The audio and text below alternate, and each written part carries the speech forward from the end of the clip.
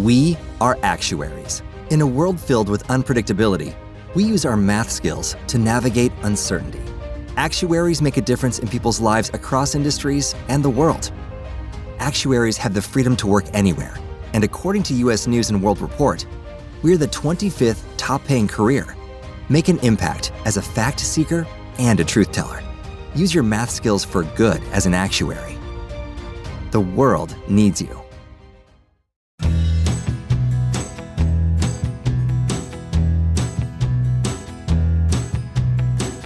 What do you really know about the Texas Rangers?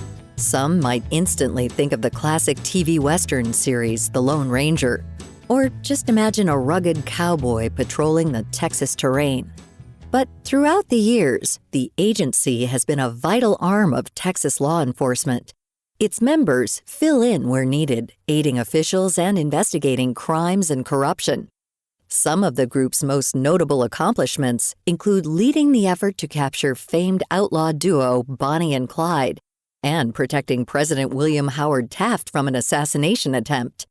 Whether you're familiar with the law enforcement organization or not, the Texas Rangers are a big part of American history. The group just celebrated its 200-year anniversary last year. I think the Rangers still have the image of swaggering, strong, upright, honest, law-abiding knights in cowboy hats. I mean, this is the image they've had for decades and decades. And to some degree, this image is correct. There are many courageous, and have been many courageous, heroic Rangers.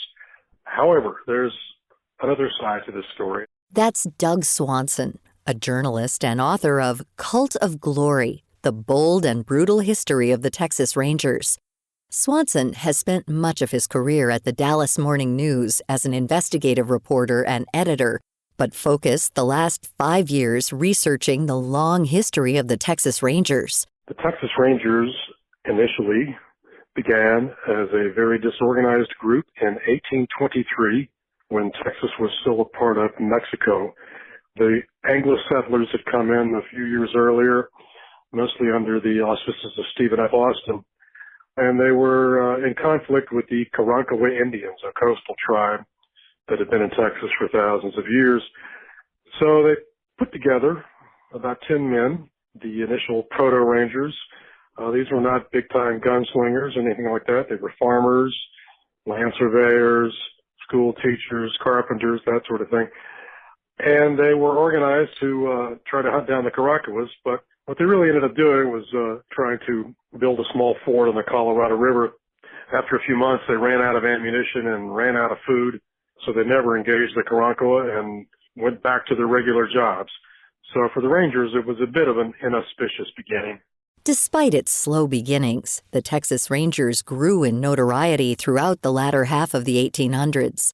They were formally recognized by the government in 1835, and shortly after, in 1836, Texas won its independence from Mexico. Under the arch of the government, the Rangers went where they were called. They gained a reputation for their skill and bravery during the Mexican-American War. But while they fought valiantly, many of the darker deeds they committed were not as well publicized.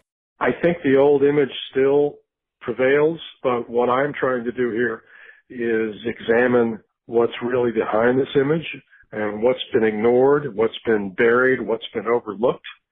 So I try to give the Rangers their due, talk about their heroism, but on the other hand, I want to talk about some of the atrocities, some of the misbehavior, some of the things they did that they should not have done.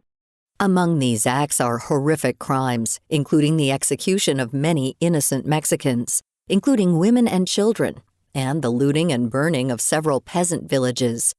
Even into the 1900s, the violence persisted.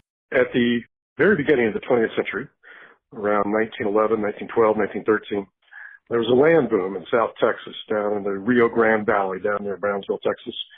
Land became very valuable then. Lots of people were coming in from the north to establish farms and cities. And many Mexicans, Mexican Americans, had lived on this land for centuries.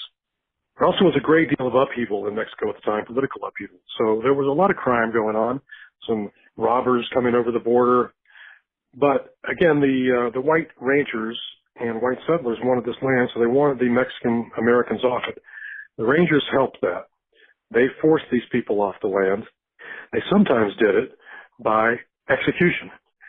They executed hundreds, maybe thousands of Mexican Americans. Some of these people were bad guys. Some of them were bandits. But a lot of them had committed no crime except to have brown skin. This went on for a number of years down in this part of the state. In the 1930s, Swanson says the makeup of the Texas Rangers drastically changed as a new office took hold. The state's first female governor, Miriam "Ma" Ferguson, got rid of all of the current Rangers and put in a completely new force to patrol and handle investigations. But instead of heading in the right direction, this new bunch had ulterior motives. They would raid casinos, throw the owner out, and establish their own casino in its place. Or they would stop motorists along the Texas highways and demand bribes. Or they would engage in bootlegging. They were a corrupt force at the time. As a result, once Ferguson was out of office, the new governor and the legislature moved in and attempted to reform the Rangers, put them under the agency, the Department of Public Safety. While the group was formally under the wing of the Department of Public Safety, the interests of many Texas Rangers benefited people similar to themselves. The Rangers were still the operatives of the power structure in Texas, and by that, I mean white men. That's who was in charge in Texas in the 1930s, 40s, 50s, 60s. So you can see incidents in Ranger history where this was an exercise in power by these people. For example, in 1956, the NAACP tried to integrate some schools in Texas, some all-white schools. The governor at the time was opposed to integration. So he sent the Rangers to these schools, and they stopped integration by threatening to arrest any black children who tried to enroll in these white schools. They sent the Rangers in 1967 to break up a farm workers' strike, for example, by Mexican Americans. Today, the organization looks different and is working to increase diversity within its ranks. A lot of people think it's a huge force, but it's not. It's actually very small. Now, you can find a lot of people in Texas, and everywhere else for that matter, who've never met a Texas Ranger, because there's just not that many of them. But of the 160 or so, I mean, it changes from month to month. More Rangers today are desk-bound as they focus on solving financial and political crimes. One is to investigate official corruption. If an office holder is accused of some sort of crime, the Rangers are brought in to investigate. They have some border intelligence operations, but the Rangers mainly do is what they've often done. They are called in to assist when rural, small-town sheriff's departments, police departments, other agencies need some help. You know, if there's a murder in a tiny town, the local police department may not have a homicide detective. So they ask the Rangers to come in for assistance. And the Rangers do this all over Texas. In order to better the lives of people today, it's critical to see how deeply rooted these issues are in our country's past. To find out more about the organization and our guest, Doug Swanson, visit viewpointsradio.org. This segment was written and produced by Amira Zaveri. Our studio manager is Jason Dickey. I'm Marty Peterson.